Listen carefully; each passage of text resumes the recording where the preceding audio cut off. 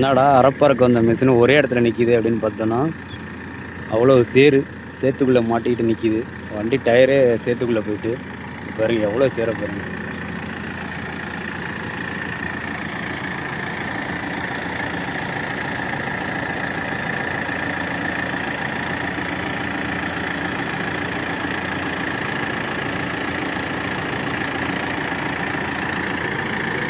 Tractor மாதிரி இருக்குது. Wheel எல்லாம் தண்ணி சேத்துக்குள்ளே மாட்டிக்கிட்டு அறப்பறக்கிறதுக்கு வந்த மிஷினு மாட்டிக்கிச்சு. அதான் ஒரு மிஷின்லேருந்து இன்னொரு மிஷினை கட்டி இழுக்கிறாங்க.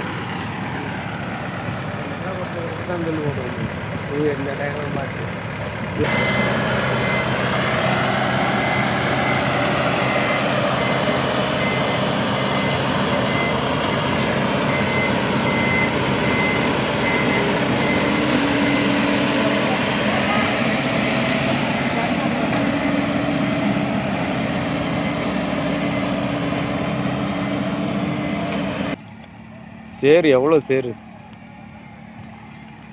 இதெல்லாம் இப்போ திருப்பி உழவு அடிக்கும் போது பிரச்சனை ஆகுமா? இந்த இடம்லாம் பள்ளமாயிடும். தண்ணி வர்றப்ப அதெல்லாம் வெட்டி உள்ள